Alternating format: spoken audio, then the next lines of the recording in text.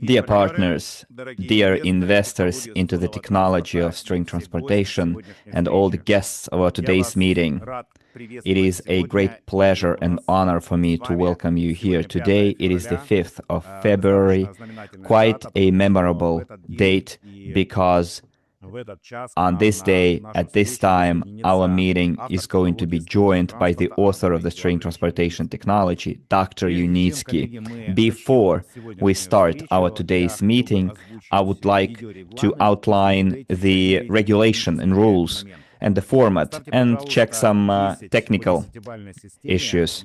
Give me a 10 out of 10 if you can see and hear me well, or give me a score from 1 to 10.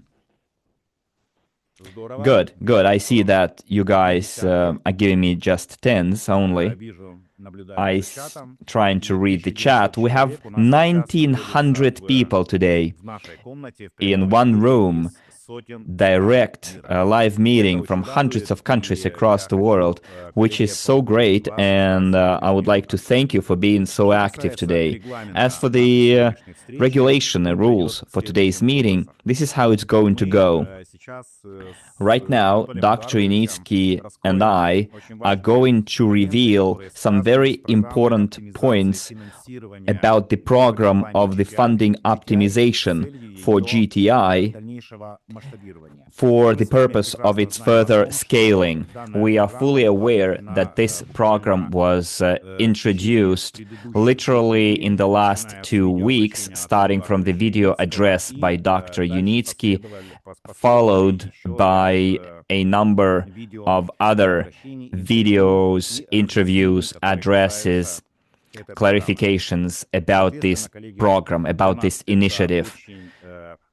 Therefore, for us, dear colleagues, it is a very important milestone in the development and scaling of UST technology, and this is what we're going to talk about today. When we start the meeting with Dr. Yunitsky, we're going to switch off the chat, so your messages do not distract you, do not distract us.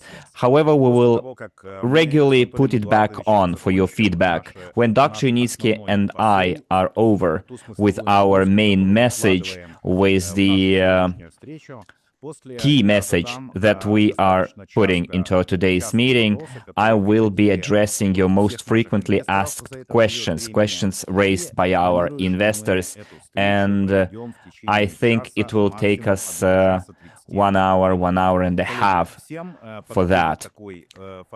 Dear colleagues, is everyone okay with this format of our today's meeting? And if you're okay with this kind of regulation, give me a plus in the chat for us to be on the same side.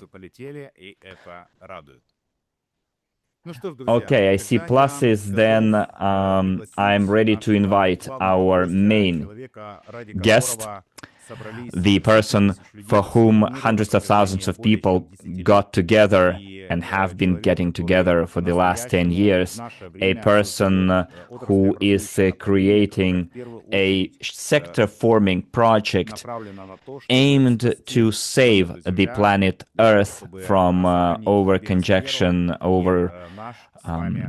pollution, to preserve our common home. Dr. Yunitsky, we're waiting for you to patch in. Looking forward to it. Hello, everyone. I hope you can see and hear me. Yes, we can, Dr. Yunitsky, loud and clear. Okay, then. Yes, Dr. Yunitsky, we can see you.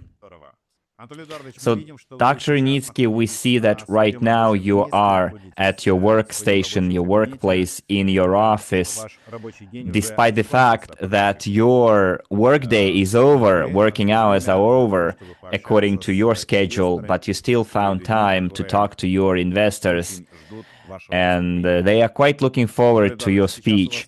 Dr. Yunitsky, your microphone is off right now. So, dear colleagues, let's wait for Dr. Yunitsky to turn his mic on, and meanwhile, you can write your welcoming words, greetings, and salutations in the chat.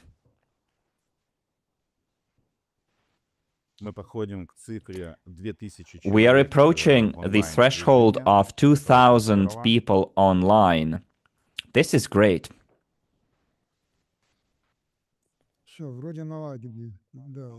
I think we're ready to go. The microphone and the videos are both on. Great, Dr. Yunitsky. In this case, we can officially start our meeting. And the first thing that I wanted to say, to probably even ask you, as the author of the technology of string transportation, as the chief flagship person of this huge project, sector-shaping project, how do you assess the interim results of the initiative that has been launched in the last couple of weeks? I'm talking about funding optimization for the benefit of GTI in order to scale up the technology of UST. What is your assessment? What is your take on the process that had been launched not so far ago? Well, I have the highest praise and assessment of the results and the reaction from our investors. I see some interference. I hear some interference at my end. Is everything okay? Well, we are, after all, moving to the next stage of development, and we launched a call to action. It's a milestone where we need to scale up with a huge number of projects that we have to implement, and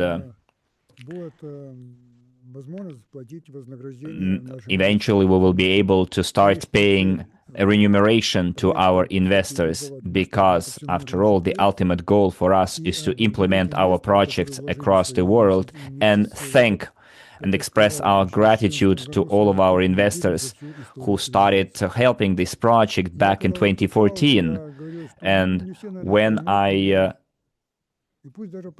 made my address, I said that probably not everyone will understand me, but it would be already a huge achievement if at least 10% of people would understand what I was saying, because it's not just about technology, it's about the business that our investors invested, and they need to understand, we needed to understand, that we are a very crucial point in the development of our sector-shaping technology.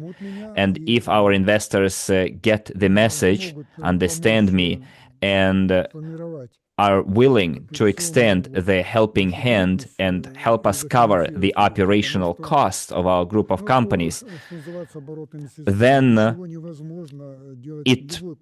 it would be possible for us to implement our original project goals, because that money, operational costs, are necessary to cover the salaries, business trips, conduct negotiations, maintenance of the machinery and equipment for the project. For the second project that we're about to implement in Belarus, we are supposed to deliver cars, and each car costs several $1 million to produce. So how we can deliver those cars without having the funds to manufacture them? Because the customer, let's say, of a personal car, a Mercedes, does not pay to the plant money for the components to assemble the car, right? You are paying for a ready product.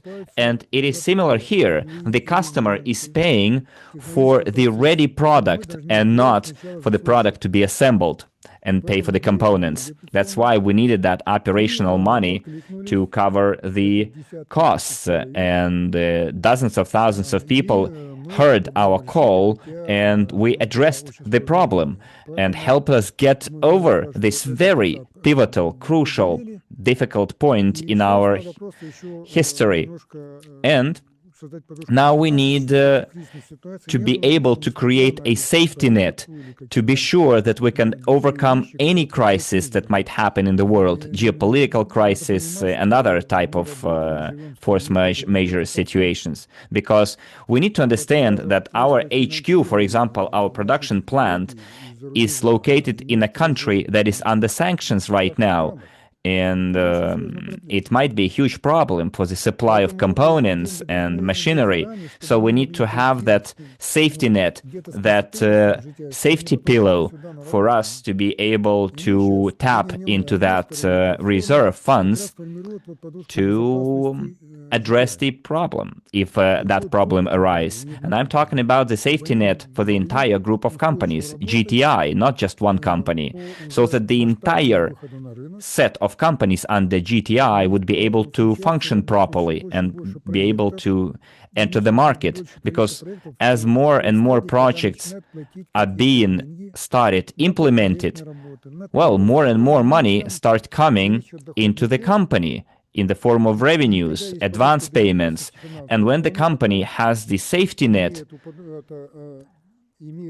and when the company starts receiving revenues from customers as payment and down payments for their projects, and if we use the safety net to cover our operational costs, then the entire bulk of revenues can be used to generate profits, net profits.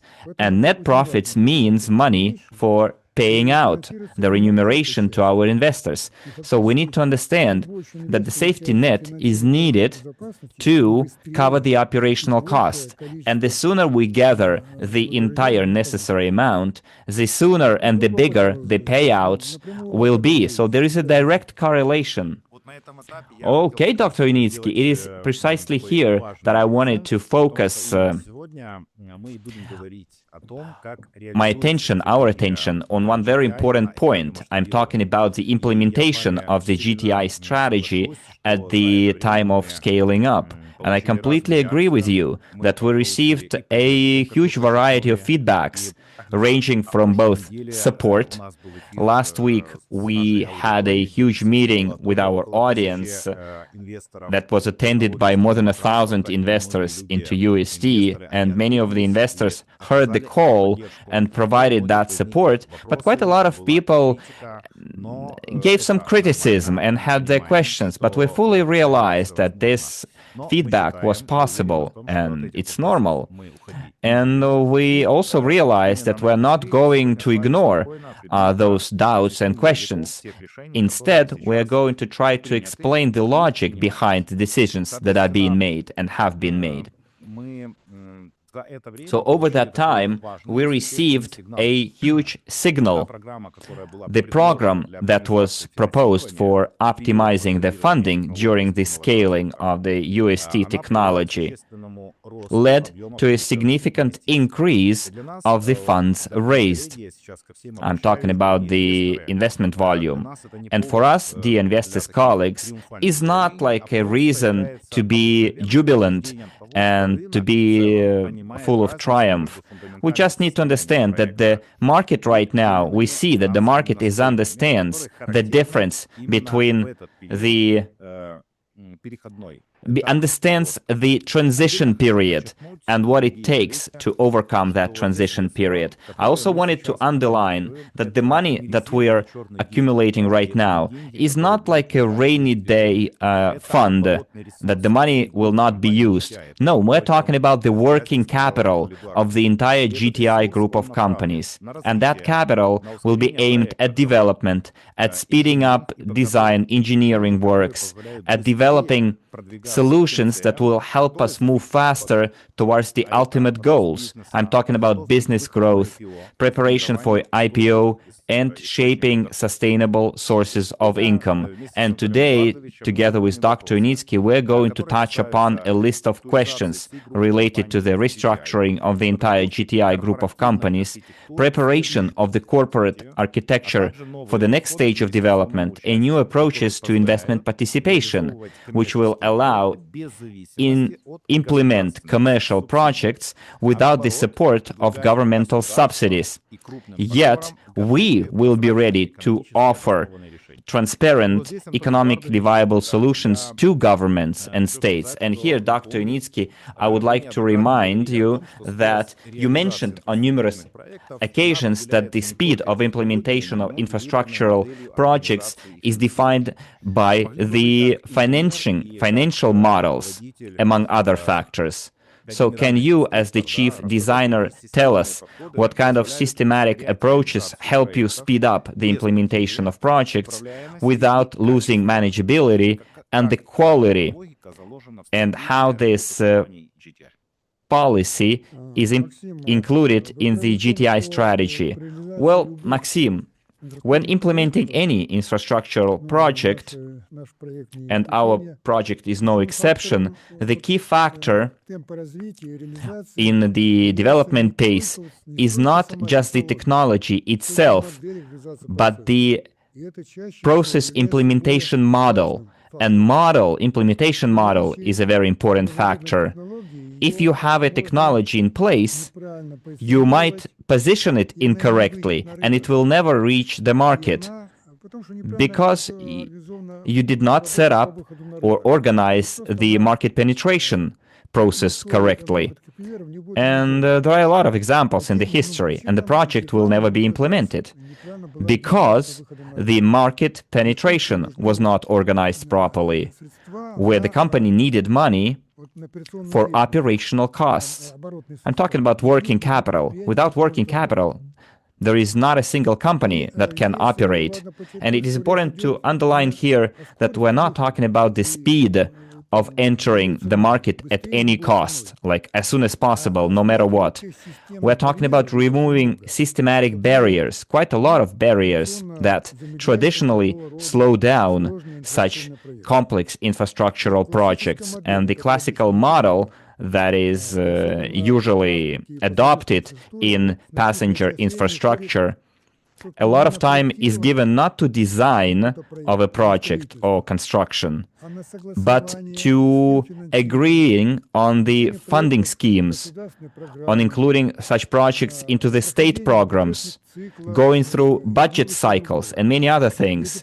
And those processes, they are objectively taking years sometimes, and even dozens of years, and even hundreds of years, regardless of the viability of the technology. Take, for example, in Europe and in France, they decided to build a tunnel under the English Channel, La Manche Channel, between France and England. That idea first popped up in the 18th century, where they didn't have steam locomotives, trains back then, and they wanted to use carriages, horse carriages.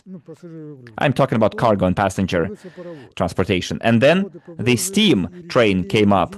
They continued that work, and now they switched to steam engines. Then the electric trains came up, or diesel trains came up. But then 200 years later only, after the appearance of the idea, the tunnel was finally built. This is an example of very long-term, very expensive infrastructural project. Take, for example, Messina project in Italy. It's a bridge crossing a channel, and Maxen is in Italy, he knows. It's been in discussion since 1960s, yet the solution was developed in early 20th century, but because of the changes in government and insufficient funding, it took more than 50 years for the project to be implemented. And there is another example. By the way, I'm talking about examples that are less difficult, less complex than our. Chukai-Macau-Hong Kong Bridge, which is not a sector-shaping project. Our overpass, string overpass, is kind of a bridge. We also have rolling stock going over it. We have automatic control system. We have stations. We have way more complex projects. But despite of the strategic value of that project, the entire journey from concept to construction took 30 years for them. And the main problem was not engineering problems or technologies about how the project bridge should like, but about the agreement on the funding and coordination between state agencies, because the customer was a state in this case, like in our case, because in the second project of ours, it was not a private entity that placed an order, like a guy who goes to an iStore and buys an iPhone, or you go and buy yourself a car at a car dealership. No.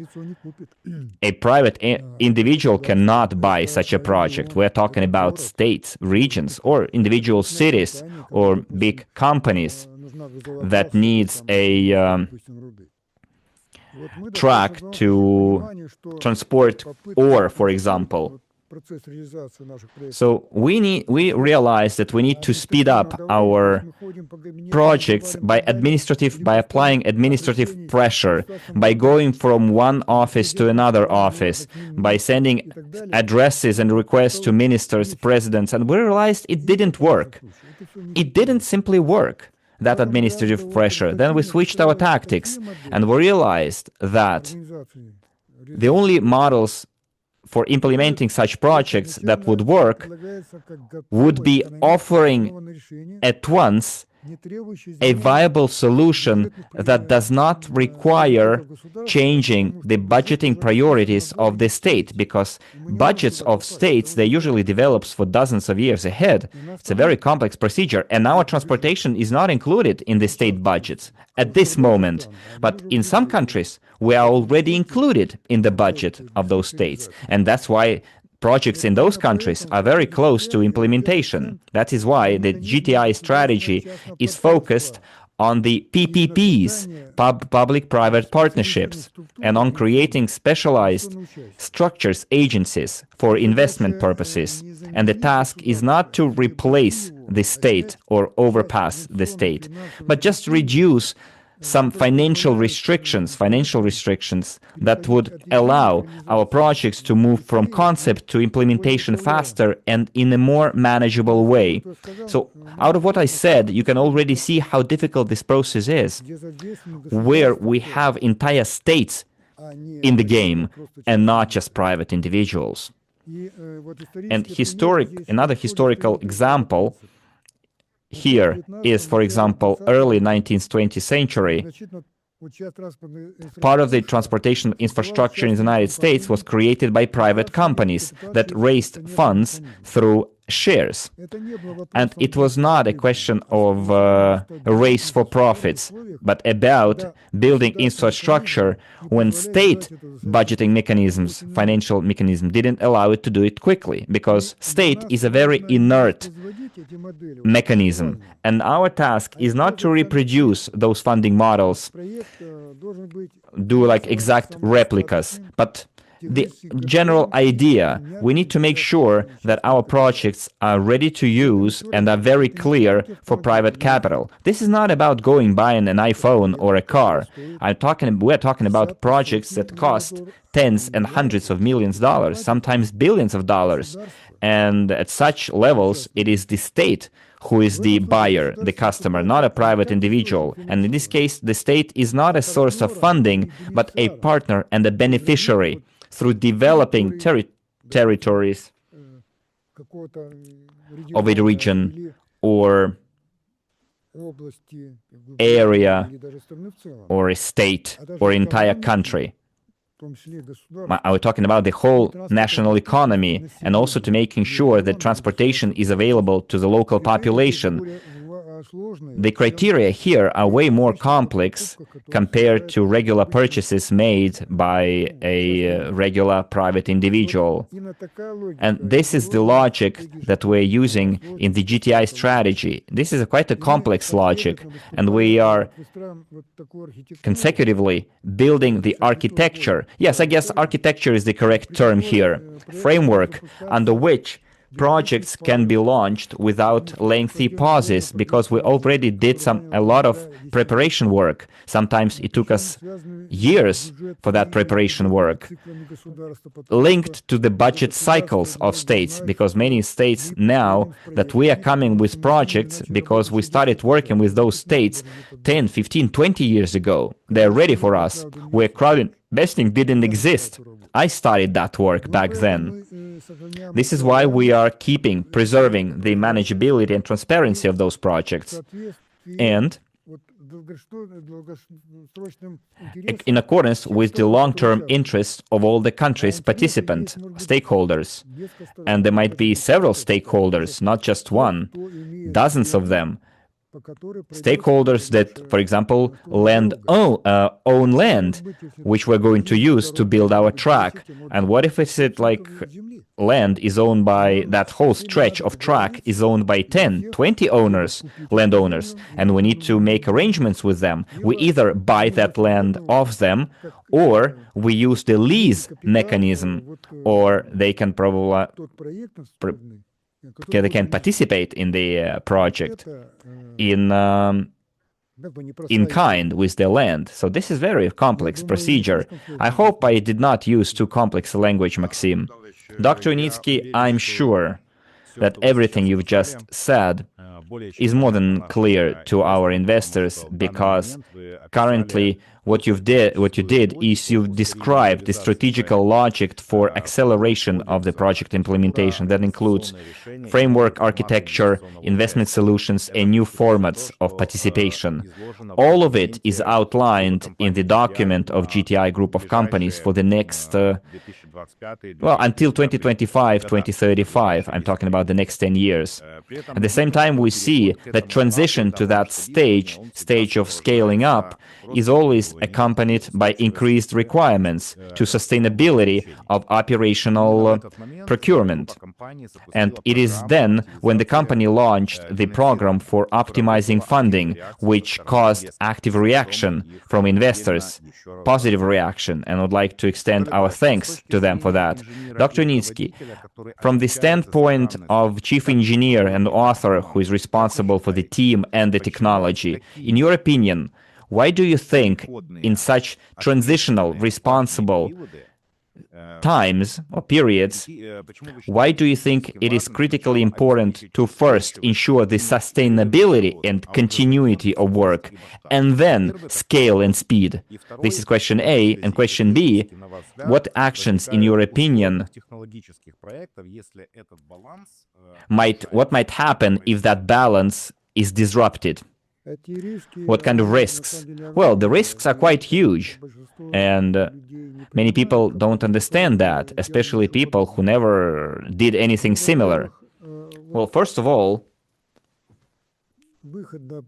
going to the market takes several years. First, you create the technology, you find the technology, you create it, and then you have to scale the technology and present it to the market. And that stage, I guess out of 100 companies, one company goes successfully through that stage. 99% of companies disappear, they drop out. And the history knows a lot of examples. I'm not gonna name those companies. It doesn't really matter. So we are in that 1% of companies that overcomes those risks. And those risks, one other thing that I wanted to point out is that what we're doing was did by just a handful of companies in the entire history, because usually company is what? A store, a restaurant. You do something simple. You start producing creams or toothpaste, paste or telephones or some kind of other small constructions, which is a small technology, simple technology. But when you are dealing with a sector-shaping technology, I guess there are like 5 companies in total that created sector-shaping technologies. One of them is maglev trains, for example. This is the same level of scale as our project. This is sector-shaping technology. And Siemens decided to create and implement that technology, go to the market and scale it. And they started that work back in 1930s. Then war started, they had to suspend it, and then they resumed the work. And they worked and worked on the creation of the technology for 50 years. And they invested 6.5 billion euros in it. Then scaling up started, and they received an order from Shanghai for Shanghai airport track 60 years after the start of the work and after investing $6.5 billion euros. This was the only project implemented by them that, of course, didn't pay off. Why? Because the technology turned out to be bad. The engineers made huge mistakes in design and construction, and they created a technology that led to a huge accident with 23 casualties among tourists because it was a faulty maglev technology, small clearances between the car and the track at 500 kilometers per hour. So even a small rock in that clearance between the car and the track, 2 or 3 centimeters, would cause an accident. A branch falls off the tree, a bird settles on the track, on the rails. You get an accident. And this was devised by engineers. And then there was a snow clearing machine, car, that was supposed to clear the track every single day, to clear the snow, dust, and everything from the track. And it's incorrect. We know how snow falls in winter, and it causes collapses in cities. Snow, you cannot deal with snow simply by clearing it. Rocks and snow will always fall. And a technology should ignore such things. Yet they created a technology that had to clear the snow, that had to have zero snow. And they set in motion on the same track the snow clearing machine and then the maglev train. And they met each other at 500 kilometers per hour. And of course, everyone died. And after that, Siemens had to fold the project as unviable. And all of it was written off as lost expenses. Like millions of man-hours and 6.5 billion euros. So it's not only the technology, but also the correct design and scaling.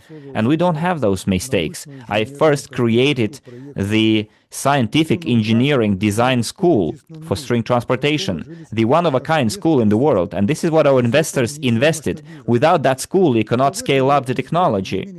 And you need at least $100 million to set up such a school. So in reply to your question, as a chief engineer, as a person who has been responsible not only for the result, but also for the sustainability of that result, in any other complex technological system such as ours, there is a very important principle that you can achieve high speeds only in sustainable systems. Siemens could not increase the speed.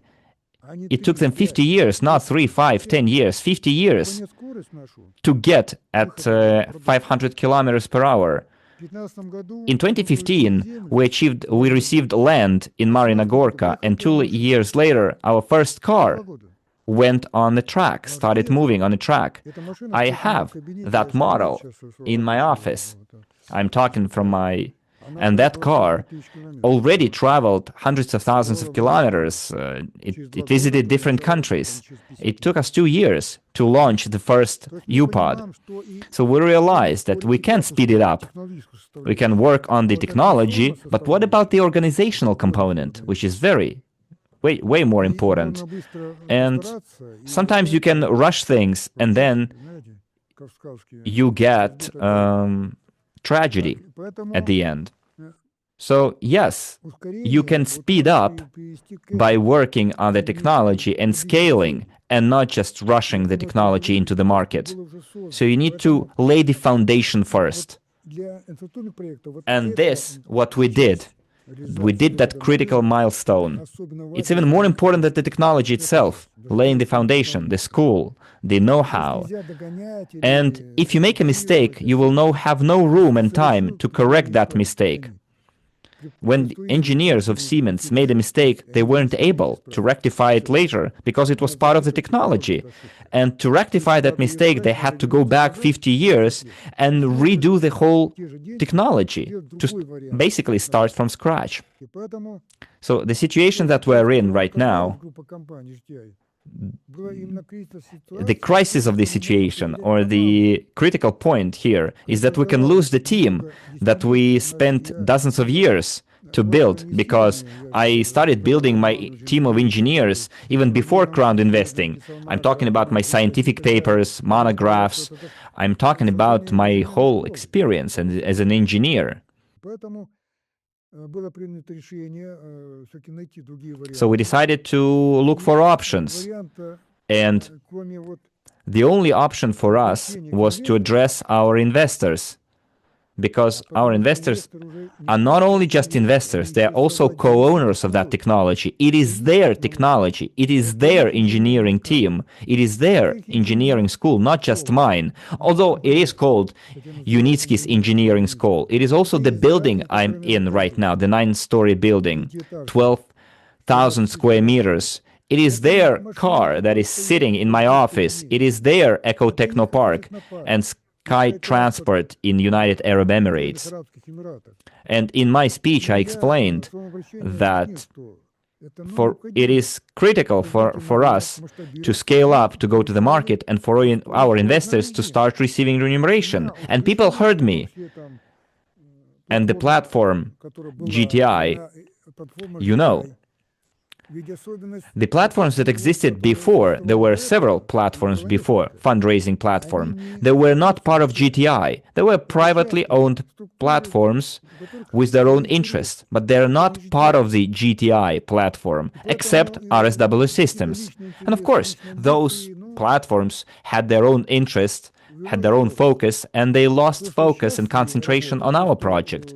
So what RSW Systems and Micron Global are going to do, they will be doing it as part of the GTI. It is part of the family of GTI and not like an independent structure. So with correct funding and correct mechanism, risks will be reduced to zero, because we've now overcome the most difficult milestone in our life cycle. And thanks to RSW Systems too, that is part of GTI, that has been in existence for what, 11 years now? I think I've covered this point enough, right, Maxim? Yeah, I tried to do it in simple terms without going into much technical detail and terminology. Yeah, thank you very much, Dr. Yunitsky. I wanted to add up here that for many investors, especially from Asian countries, it is not known that RSW Systems is the platform from which GTI started its crowd investing process, and it is under direct control of the GTI Group of companies. It is basically an online platform through which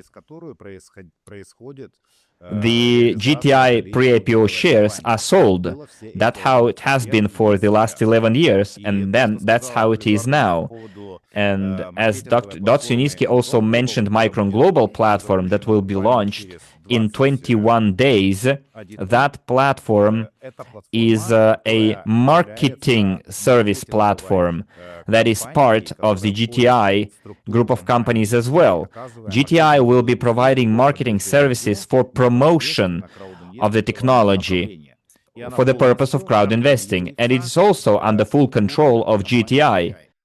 Another important thing here, to make sure that all our potential Micron Global clients and investors in future through that platform would understand, the money that is going to be paid by Micron Global clients will directly go to the financial accounts of GTI, and Micron Global will receive its marketing fee for the provision of marketing services.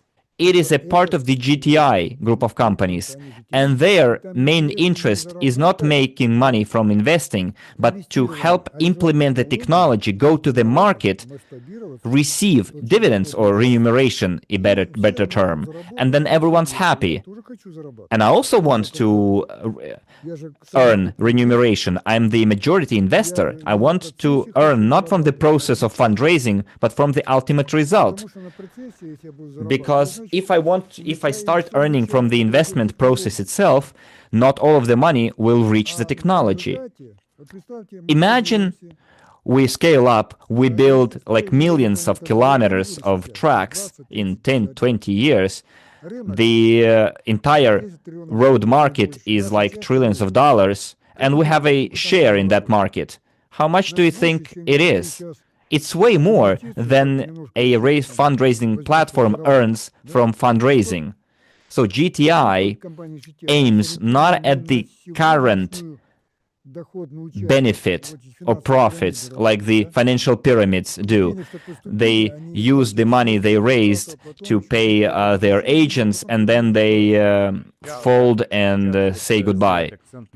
Well, Dr. Yunitsky, I wanted to focus right now on one more thing, that you, as engineers, underlined a very important point. Scaling that we are going towards is impossible without sustainability, and sustainability cannot appear on its own. And here I also wanted to add for myself that those managerial changes that you mentioned as an engineer, for us it is critically important right now to understand that the current decisions that were made, they follow the logic of the GTI strategy. And everything is going according to plan. Yes, there are some shifts in the context, but nevertheless we follow the original plan.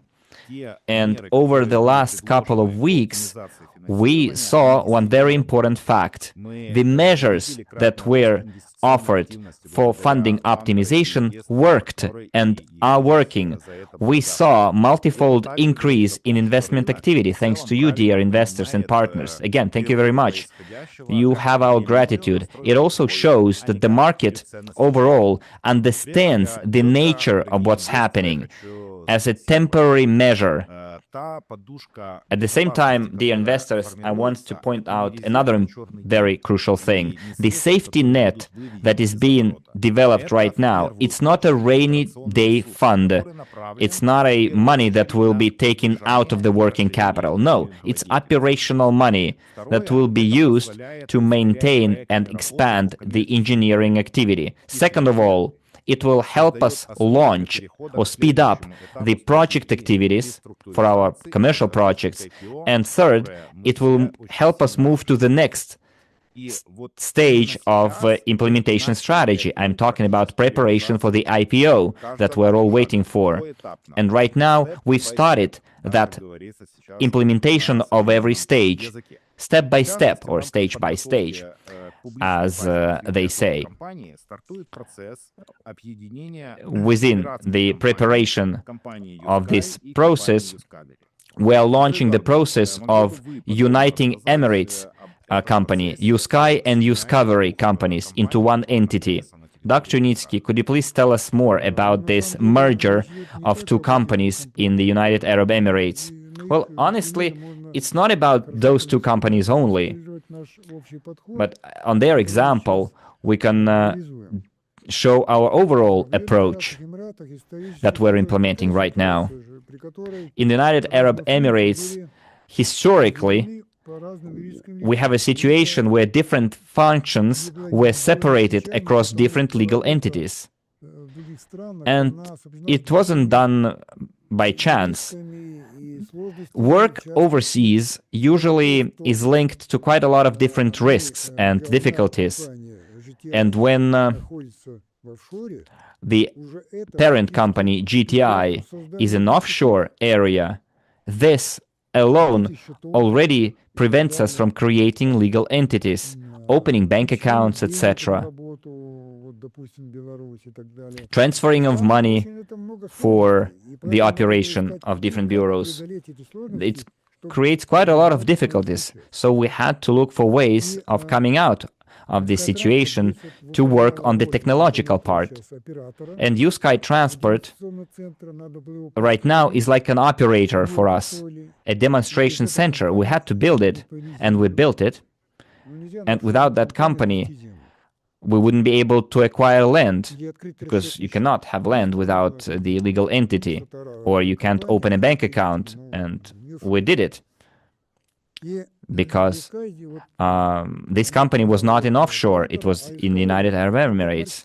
And Yunitsky was the operator, and Discovery is purely marketing and like communication, liaison office. So it's marketing and liaison office for us. And clients interact with one company, and then they go to the next company to see how the technology operates, worked. And of course, it kind of makes working with clients more difficult at this stage of development. It extends the time. It also complicates the process of paying out salaries, because every company has its own accountant, and once we merge them, we will have one accountant. For now, we have two directors, and we'll have just one director after the merger. So it's optimization. It's a merger between implementation and demonstration.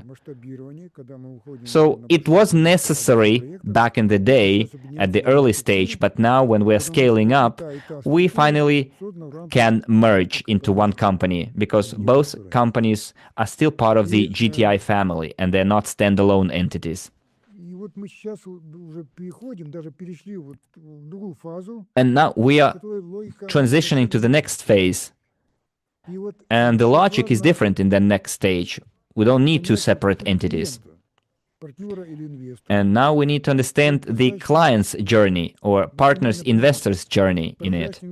We need to make it straightforward, transparent, and understandable, from first contact with the technology to demonstration to the project implementation, commercialization of the project.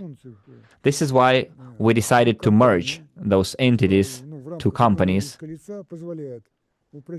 into one legal entity, which will help us facilitate managerial structure, increase operation transparency, reduce costs, and most importantly, make the group of companies more understandable, clear to external partners and market participants in the future. It's not just a one-off solution decision. We are applying this approach to all GTI companies. It's part of the more extensive work on bringing the corporate architecture to a new stage, to a stage of scaling and preparation for the next large-scale stage of development. And it is these steps that should be made in silence, without huge announcements. And it helps us move the project from demonstration to sustainable replicability of the business. And I'm talking about sector-shaping business here. Yes, Dr. Yunitsky, I would like to underline here and focus on the fact, dear colleagues, that what is happening right now at this stage, it is all outlined in the GTI strategy document. The company is taking consecutive, proven steps, and all of those processes are happening at the same time, in parallel. Currently, we're moving to a more flexible investment participation model. We're talking about the creation already now of a specialized structures tailored to specific commercial projects, targeted commercial projects. And as I said, Dr. Yunitsky, it will help us attract big capital without waiting subsidies from the government. We can now make offers to states and partners ready financial solutions. It also allows the company to launch design works faster and projects the money from which will go directly to the engineering company, and that money becomes revenue, and revenue becomes profits to be shared with investors into GTI. It is this logic that is included in the strategy that allows us right now to talk about the acceleration in achieving the key goals of our projects, i.e. scaling, capitalization, and starting regularly payouts. And the way I see it, this is what's happening right now. This current stage is not just like a tension point or turbulence point. It's a tuning point, configuration point, after which you have only movement forward, fast and manageable. And in this regard, Dr. Yunitsky, I simply have to ask you the following question. Not as to an engineer, but to a person who saw the implementation of dozens of infrastructural projects at different stages. So if we take a broader look at the project, do I understand correctly that the current managerial decisions are aimed not just to surviving the difficult period, but to go through the entire journey from concept to implementation? In your opinion, what key factors can speed up the implementation of targeted commercial projects without losing reliability, following the logic in the GTI strategical document? Well, I understand your question. Of course, I can give you the outline in broad strokes, but probably I should give you an example of a specific project, which after restructuring of the group of companies and receiving the safety net so that the company would have enough money to cover operational costs, we can go to the markets without asking anyone's permission and start implementing huge infrastructural projects without having to convince states and governments for 10, 20 years. We can start implementing those projects on our own. And one of such projects that we will start implementing in the near future, I'm not going to give you details, I'm not even going to tell you the country, I'm just going to give you the numbers, because we have quite a lot of enemies and adversaries and people who engage in unfair competition. I will just give you in broad strokes the outline of the project. Imagine that the group of companies right now, after organizing its structure, has enough money for the first stages of work, pre-design and feasibility study, just for that part. And after doing that, we can announce that we're implementing an infrastructural project with the length of around 1,000 kilometers, track of 1,000 kilometers, and $12 million worth, without asking anyone's permission. We have the competence to do, or $10 billion, sorry, $10 billion cost, which means at least $1 billion spent on design work, which is our competence, obtaining of licenses for the project, then startup and commissioning, special work, etc. It's all part of our competences. It's going to be our revenue. This is the revenue part. And now imagine the costs of GTI here will be $120 million, which leaves $700 million as remuneration for investors. This money is not going to be wasted and used on operational costs, because we already have money for the operational costs. We don't have to spend on operations. We already have the safety net. We're not talking about just $1,000 track, a 1,000-kilometer track only. We're talking about a infrastructural logistical corridor, a high-speed track, 500 kilometers. We have urban track, up to 150 kilometers. And we have a linear city with residential houses, with gardens on the rooftop and gardens around the houses. I'm talking about orchards and kitchen gardens. We have power supply lines. We have organic farming, including Uterra brand. It's the fertility elixir that investors didn't invest directly. And other technologies that investors did not invest into, however, they will benefit from that as well, because it is now part of that corridor, infrastructural logistical corridor, where GTI will own 20%, around 20%. So out of everything that will be implemented within that corridor, infrastructural logistical corridor, everything, including things that investors didn't invest, like high-speed transportation. Remember, high-speed transportation has only 1% of investors' money, yet they will still enjoy 20% of revenues from the implementation of that project. Investors did not invest in Uterra. I invested in Uterra, but Uterra will also be among the projects that investors will benefit from, because Uterra will be part of the corridor, and the foundation of that corridor is string transportation. So once we test the pilot this project in one country, I can do it in any other country. Vietnam, for example. Most of our investments in the previous period came from Vietnam. Vietnam is our main investor.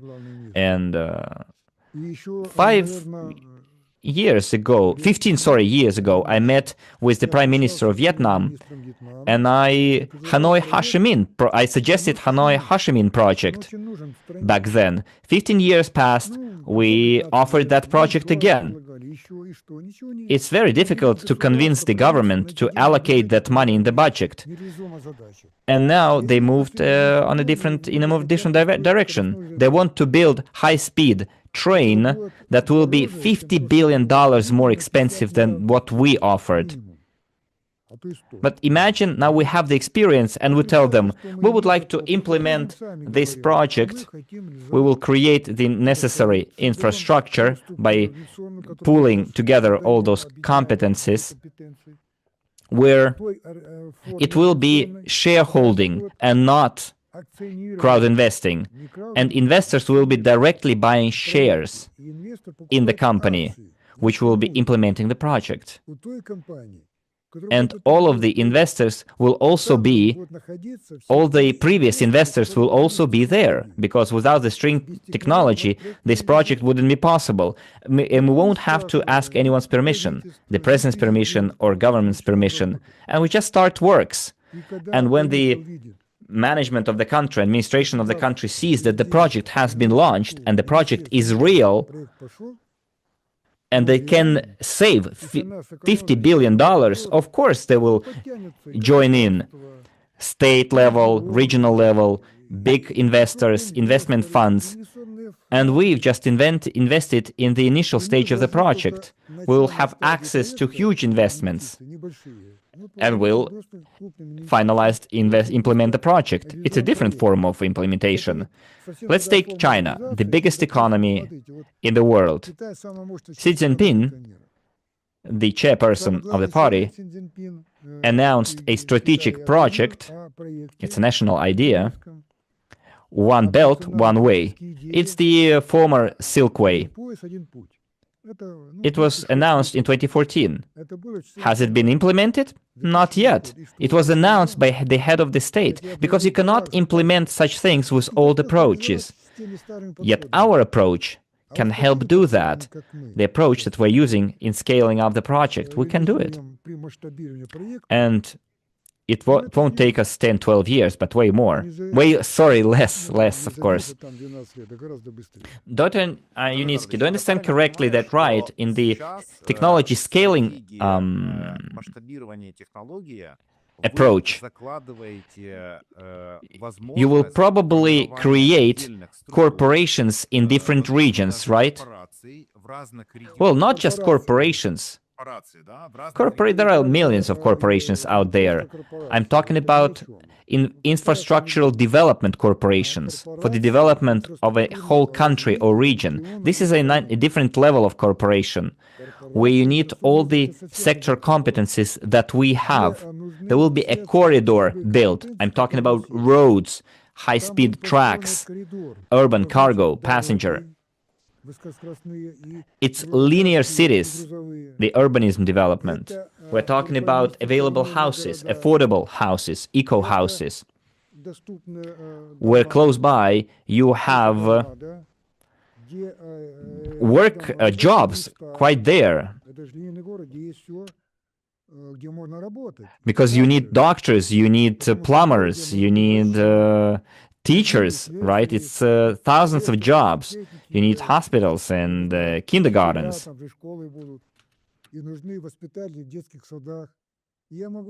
You will need farmers there for growing organic food. We're creating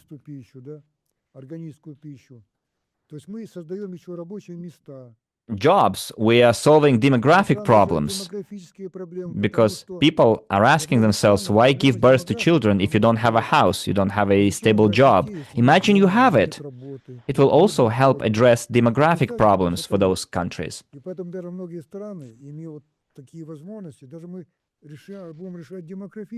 The problems of eco-structural safety, food safety, transportation safety, problems of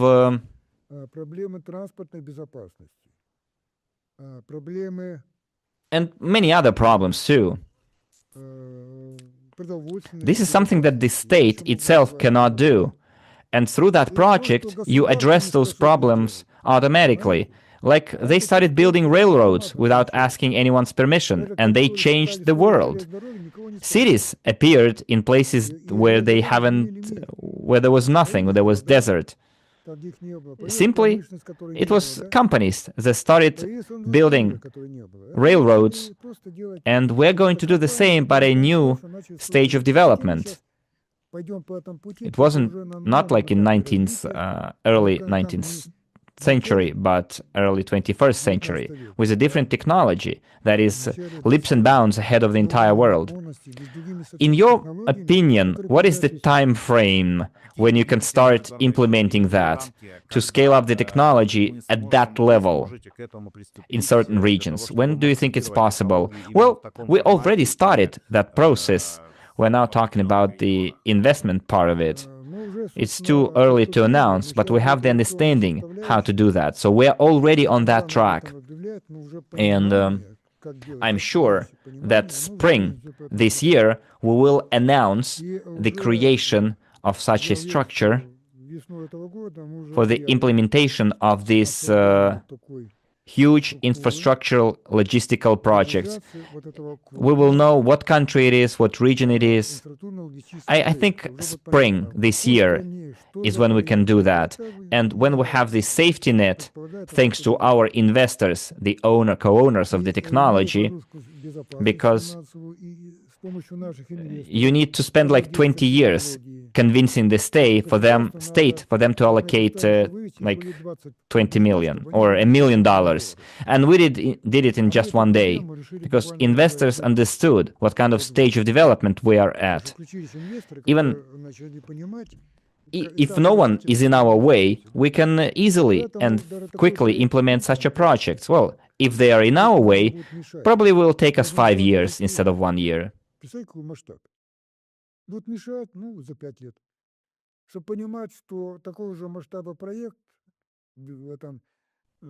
In 14 years of the starting of the One Belt, One Way, they didn't do anything.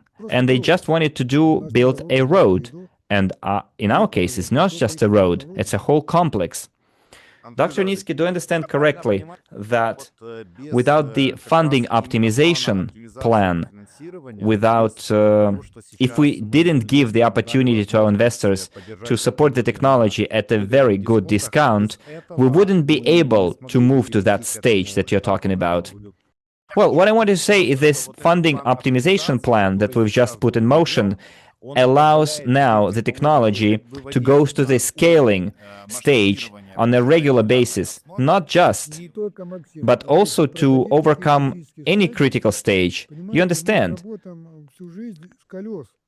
We're working in a sector where if you have to put something on hold, you die. Imagine a human being comes for food and you tell them, well, we don't have food. Come in a month. They come in a month and they're dead, and that's it. And the same is here. Funding is crucial, and funding should be continuous, especially at a stage when costs have increased and not reduced, and increased because we are now implementing processes that were simply necessary. And if we do not have funding, everything dies. There is no way out. There is no alternative here. As I said, out of 100 technological companies, only one company survives that stage, and we survived. But we had the risk of not surviving. So I'm very helpful to all of our investors who heard the call, understood, and did incredible things. And I would like to thank you all very, very much from the bottom of my heart. We helped ourselves here because you saved your investments by doing it. Moreover, you increased your potential remuneration because you increased your investment portfolio. And I'm an engineer, but I understand finance, I understand economy, I understand investments too. And when you walk down the desert and you are dying of thirst, and someone on a camel going by tells you, I have water, pay me $1,000 for a bottle of water.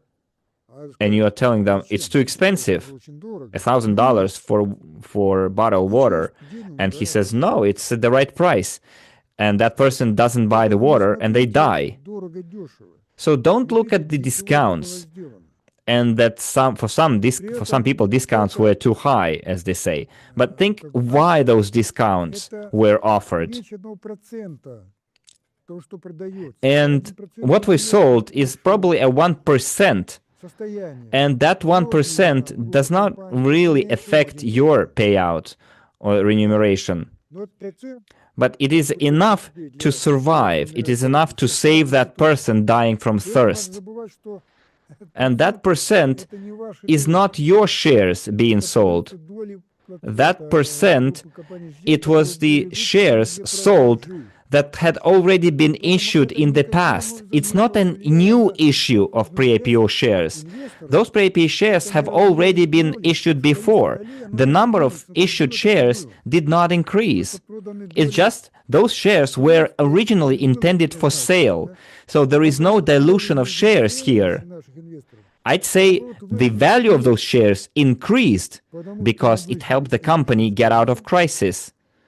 It helped the company to scale up, and the revenues will grow, which means the price of the shares will grow. Nobody lost here anything. It's a win-win for everyone. Those who were able to purchase more pre-IPO shares increased their investment portfolio, and it was also a good win for those who did not increase their investment portfolio, but they had shares purchased before. And they will benefit from the scale up because it will increase the value of their shares in the future. Well, thank you very much, Dr. Yunitsky.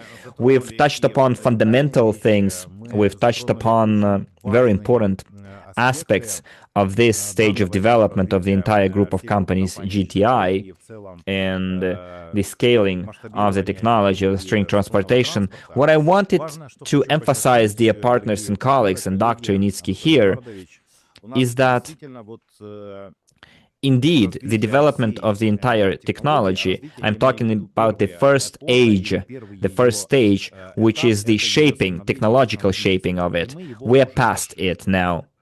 Ahead of us, we have the second stage, which is the commercial shaping formation. And now we're at a crossroads. Or in that, not crossroads, in that period better. And as Dr. Yunitsky said, as I said on numerous occasions, dear investors, colleagues and partners, right now we play a crucial role in it because further scaling up will be possible only thanks to our efforts. And the investment opportunities that we have right now give us the opportunity to increase our own investment portfolio, support the technology at this very crucial stage, but most importantly, we need to understand that this is a temporary measure. I'd say a temporary offer available. And this is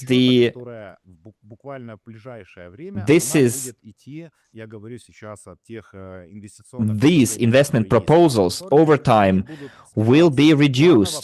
The discounts will go down gradually. Of course, it won't happen overnight, but gradually the discounts will go down. But we still have 3 weeks to make the best use of that offer and create ourselves this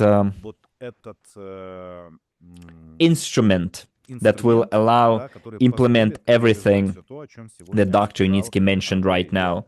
And in conclusion of our meeting, I would like to make it clear several important points. First, we have a mature engineering system. We have confirmed interest from the market in it and clear development strategy. Second, all the managerial decisions is about making sure the transition is smooth. It is a complex but a natural stage for any infrastructural project, because our project is not just infrastructural project, it's a sector-shaping project. Third, the safety net, the financial reserve fund that we are creating right now, and we are working on creating right now. This financial reserve fund is not like a piggy bank for the rainy day. It's an active working capital that is used to speed up design work, to develop the entire engineering team, and prepare for the next stage in the development strategy. Fourth, dear colleagues, we have started practical restructuring of the group of companies and investment infrastructure. Those changes aim at increasing transparency, manageability, and readiness of the project to work with big capital and markets. And fifth, all current measures that are being implemented in this way, without impairing the interest of the investors who already are in the project, all of it is outlined in the GTI strategy document.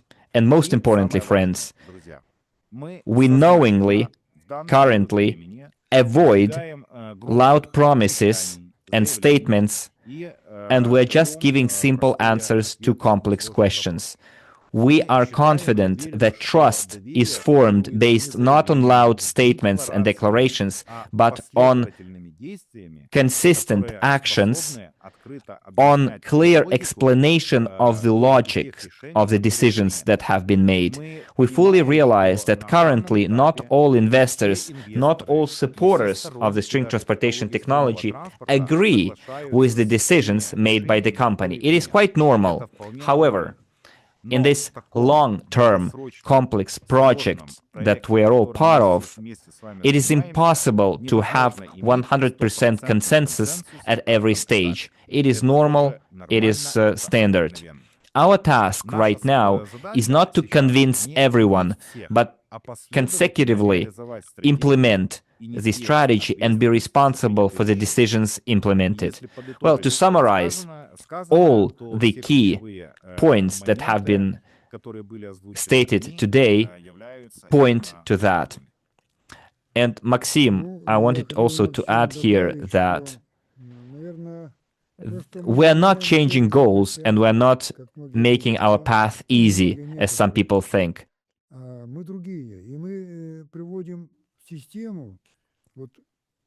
What we're doing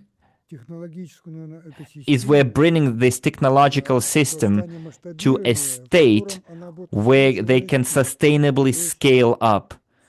Well, to use a metaphor, we were at the stage of childhood. You know, when you are a child, you fall, you get bruises, you even break your bones, but you learn lessons from that. When you learn to ride a bike, you fall, you get scratches, you get bruises, but you learn to ride a bike and you never fall later. And then you become an adult, and adults behave differently. And now we are transitioning to the adulthood. And for engineers, it is important to ensure the reproducibility of the result. Without it, you cannot implement the technology. Siemens, with 300,000 employees, invested 6.5 billion euros, including governmental funds, weren't able to scale up the project. They just implemented one project and shut it down. And that's it, end of the story. Reproducibility of the result is very important. Ford created cars in a shed and sold them for $5,000. And then they created a whole sector, built plants. They scaled up. They started selling millions of cars. And that's where the business received success, and not when he created his first cars in a shed. And we are past that stage, conception stage. And now we're building a system where every next step will be based not on gut feeling, intuition, because projects of such scale cannot be founded on intuition alone or expectations. It relies on maturity, on adulthood, adult technology, mature technology, sector-shaping technology, which any city needs, any region needs, any country, all continents and the entire planet needs. This is the scale of our technology. And this is important. This is the foundation for moving forward for our project. And it is such approaches eventually change the entire sector, the entire industry. Because horse-driven carriages were replaced by steam engines. Then cars appeared. Then aviation came into being. And if we draw parallels here, make comparisons, brothers Wright did not pass the technological stage. They just created a first airplane. They flew it. They showed the technology exists. It's viable and it's sector shaping. That did not move forward. They didn't scale it up. A different person did it. Boeing did it. He did it. So the aviation sector was created by him and not by brothers Wright. They did not go through the stage that we've went through, thanks to you, thanks to your timely help to us and to yourselves and to the entire technology, for us to become adult and for us to go to the market as a company in our prime, when we can start talking about other projects, huge scale project. And we know whom to rely on. It's you, our investors. We have a total of almost 500,000 people, and then we'll have millions. That's a huge force. And we won't have to need money for the entire project, but just for the initial stages of it. And then governments, investment funds will join in. I already mentioned that. So this is what we need to understand, the stages that we're going through. And we're continuing doing that work in a professional, competent manner, always remembering why we're doing it, what for. And I'm trying to deliver that message to you as well, as an engineer, as a designer, as an organizer, as a manager, as an economist, as a person who understands finance and many other things. And I'm giving you arguments from different sectors, but overall, it's a comprehensive approach that will allow us to go to the scaling stage. And this work took not just 10 years. I started that work probably 50, 60 years ago, back when I was a student. This is just the final stage of that long-term work, of that journey. And at the last 10 years, our investors joined in, but they didn't join in from scratch. They joined in when the technology was ready, but had no demonstration, no prototype, right? But without prototype, without certification, you cannot go to the market. But the concept was already developed and ready. And thanks to our investors, we went through that stage. And now we're at the scaling stage. So let's rely on our own strengths, on ourselves, and not wait for someone to help us. They won't help us. Probably in 50 years, they might help us. Dr. Yunitsky, in the context of what you've just said, thanks to our entire crowd investing community, and first of all, thanks to you as a person whom all our investors trust, we were able to do that. We went through the first stage of funding optimization of the GTI Group of companies. So, which started late January and will go through most of February. It is still going on, this funding optimization process. And it is my deep belief that all of the people present here today, all of the people who will join our meeting next Sunday, will always also actively participate in it. And by joint efforts, we will be able to give the company that foundation and at the same time give that financial springboard for future scaling, which already started. And today you outlined those crucial points, things that are already being done. And I would like to focus, dear friends, that for better understanding, that Dr. Yunitsky today said that in essence the GTI group of companies, in terms of the commercialization of the project, planned this year to start a different format of operations. As Dr. Yunitsky said, we're talking about projects for hundreds of thousands of kilometers of tracks in different countries of the world, where we'll have the correct financial legal infrastructure for those projects to be implemented. And we will be holding at least 20% stake in those projects. Do I understand correctly, Dr. Yunitsky? In the technological part of it, yes, exactly. In the technological part of it, at least 20% stake. Because other investors will have to join and they will also claim part of the stake, right? Because if we sell half of the shares, and then half of it will be for the technology, then instead of 20%, it will be 10% stake. But it will still be present anyways across all technological projects of the corporation. Because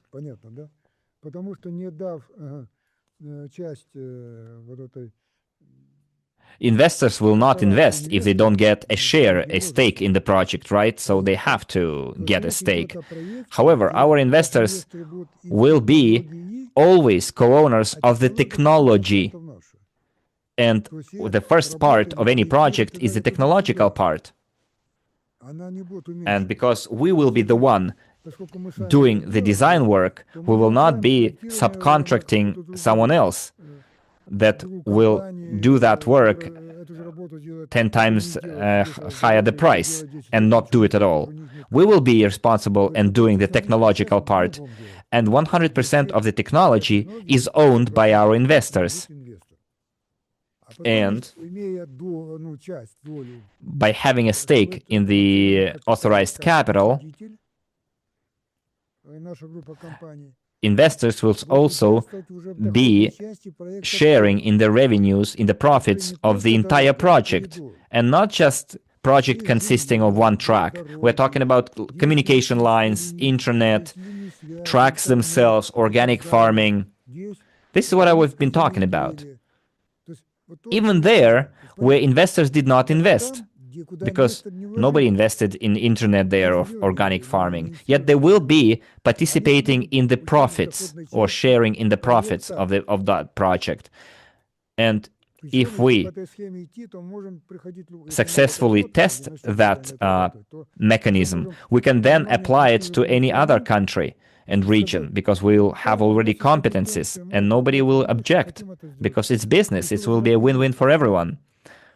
But when we come and say and start asking for money or asking for land or help us certified or give us this, give us that, and the host will be looking at us and says, well, we have problems enough without you. We're already planning like a high-speed railroad. We're planning for a cable road. We don't have money for you. This is a completely different approach to scaling at the industrial level, when the maturity stage of the technology and the organizational structure is past. Because by developing the technology, we also developed managerial organizational competencies by learning how to conduct negotiations and meetings, how to get the help of the assistance of governors, mayors, governments. We learned how to propose correctly, to be heard, because it was all lessons learned and not just us building test tracks and that's it. Companies come in, they don't have that, and then disappeared. 99% of companies never went through that stage, and we did because we have enough maturity. We know what stage we're at. I did repeat on a number of occasions the same things from different angles, because I wanted to show it to you that we're different from what we were 2 weeks ago, for example. And this investors' understanding and support improved drastically everything for us and showed that we were ready and we have someone to rely on. I'm talking about our army of investors from 200 countries. This is our strength. This is our foundation. I'm talking about the investment financial part, but there is also the technological part component to it. I'm talking about the GTI Group of companies. We have 2 legs to stand on, not just one. It's a more stable position compared to standing on just one leg. Investments without technology and technology without investments. Well, you can't walk too far on crutches, all right? Of course, I'm speaking metaphorically here. I'm not intending to offend anyone here. This is my way of explaining complex things in simple terms. You do it through metaphors and analogies, and you need to be able to do it correctly. And not everyone understands metaphors correctly. Well, like I might deviate here to make you understand what kind of a difficult sector we're in. Late 19th century. Many people dream about planes, aviation, and you have zeppelins, for example, and montgolfiers. And Lord Kelvin, who was a member of the Academy back then, Academy of Science of London, a very smart person. You have the Kelvin degree named after him, said this. He said that an object heavier than air cannot fly, and he buried aviation by this statement. Why? Because when he said this, he imagined himself a brick that fell probably on his foot, or an apple that fell on his head, like in Newton's case. And he came to the conclusion that an object heavier than air cannot fly. But he made a very, very big mistake. He didn't see another object that can fly and that is heavier than air. He just had to look outside at a pigeon, at a sparrow, any other bird that is heavier than air yet flies. So you need to be very careful with your metaphors, because you might make a mistake. And he almost put a tombstone on the aviation. But thankfully, brothers Wright didn't hear Kelvin, and they came up with a plane, and they started the whole sector, aviation. We need to be aware of that, and we know how to go through those stages, not minding what others are saying, who don't understand why we're doing it and what we're doing it. We should ignore them. This is very important, not to be mindful of them. Dr. Yunitsky, I would like to sincerely thank you for saying explaining very important things in very simple terms, some very complex things in simple terms, and you're always able to deliver that information metaphorically and make it clear to most of our investors. And I wanted also to say thanks for finding time in your tight schedule. I know right now you are still at your workplace, although it's already 7:30 p.m.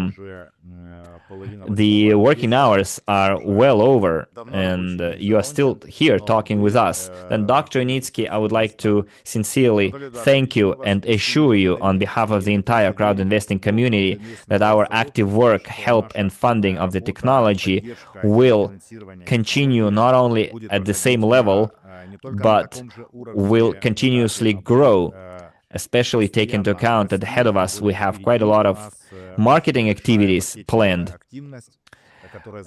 linked to the launch of the Micron Global Marketing Platform. And currently we're using the platform that we have at our disposal, the RSW Systems platform, the platform that has been operating for 11 years now. So thank you very much, Dr. Yunitsky. I would like to wish you lots of health, strength, and energy.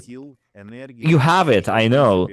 I want you to preserve that flame in your heart, that passion towards humanity, towards preserving, the cause of preserving life on the planet Earth. And with our help,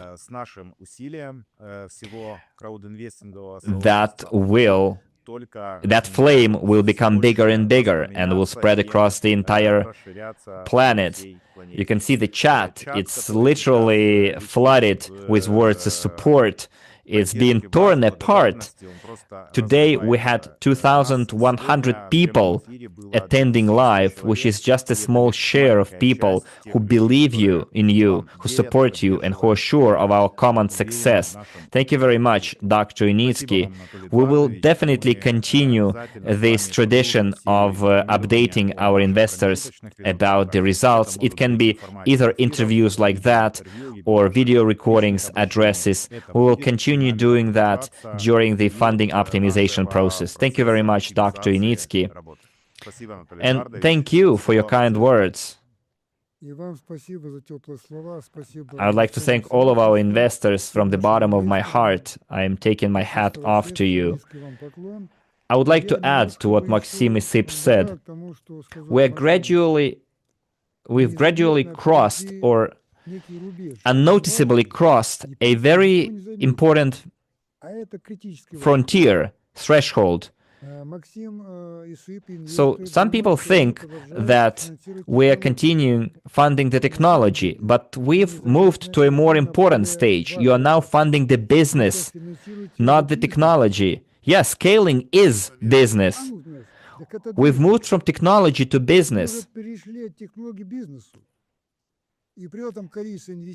And we're going to use those investments to create the biggest business in the human history. We've crossed that threshold, that Rubicon.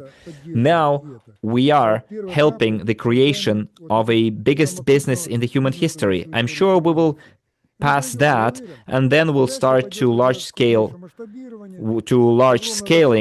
and then we won't need private investing anymore. Then the states, banks, investment funds will join in. So that transition has been crossed, that boundary has been crossed without anyone noticing it. And the crowdfunding will not be necessary for the support the technology, it will be necessary to support earmarked projects, separate projects.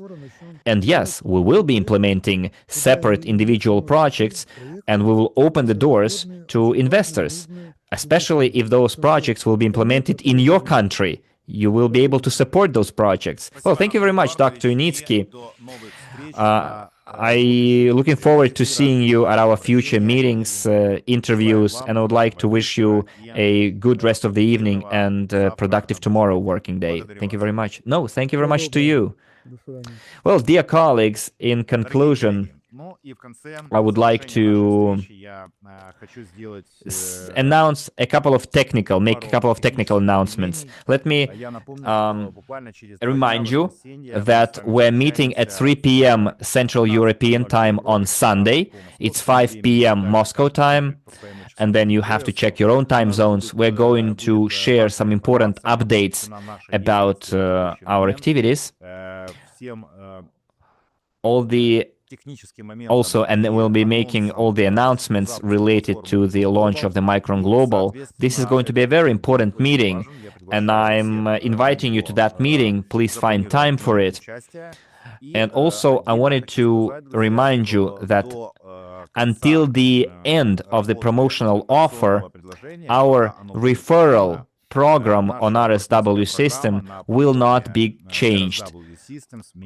I repeat, the referral program will persist until the end of the promotion. So all the referral payments will stay unchanged. So you can make the best use of the referral system, of the partner program. So right now, we are at a very important stage of the development of our technology. As Dr. Yunitsky said, we are not raising funds for the technology. We are raising funds for the business right now. We are raising funds to help the company scale up and get implemented. So we can now say with all assurance that we've moved from the stage of technological development to commercialization.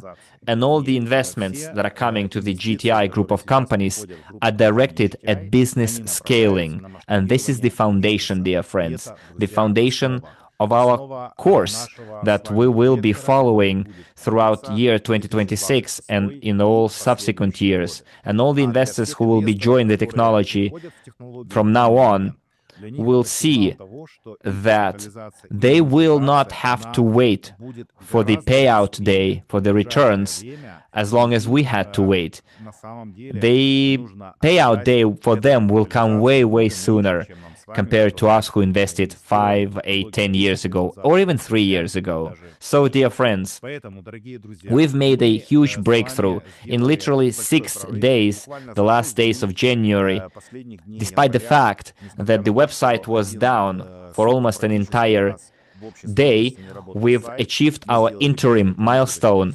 More will be achieved in the future. We still have 3 weeks, full weeks to act upon. And together we will show an astounding result. We can do it, dear friends. We can. Looking forward to seeing you at our next meeting on Sunday, the 8th of February. Have a nice rest of the evening. Have productive end of the week. I'm sure you will make best use of it. Looking forward to seeing you. Bye-bye.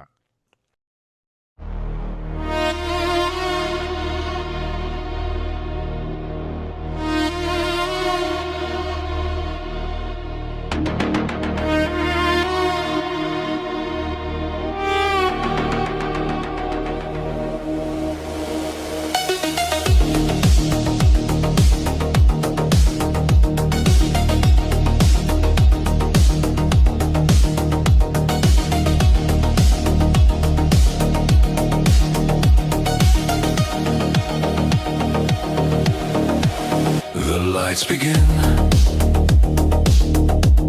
The code runs clean. Machines awake, but nothing's seen. A measured breath, a silent cue.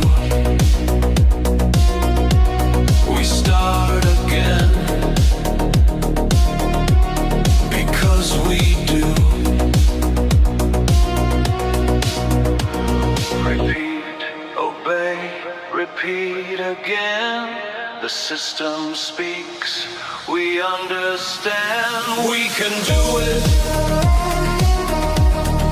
That's enough. We can do it. Hard and rough. We can do it. Under rule. We can do it. Keep it cool.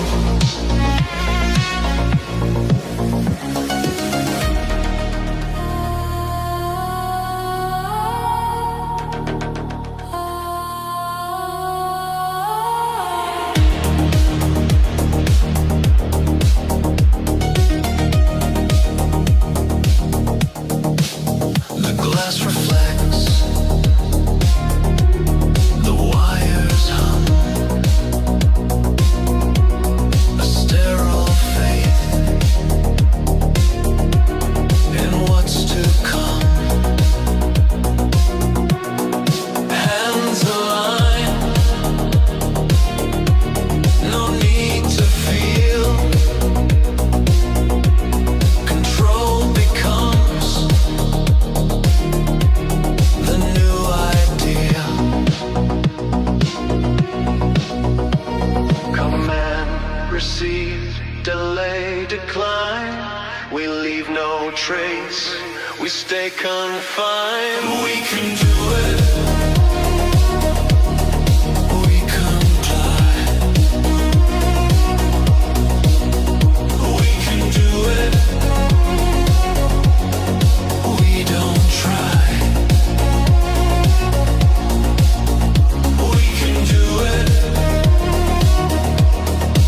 In the grave. We can do it. Night and day. Motion pure, no cause, no sin. Progress carved in discipline. Silence builds, the world resets. We do what the system expects. We can do it.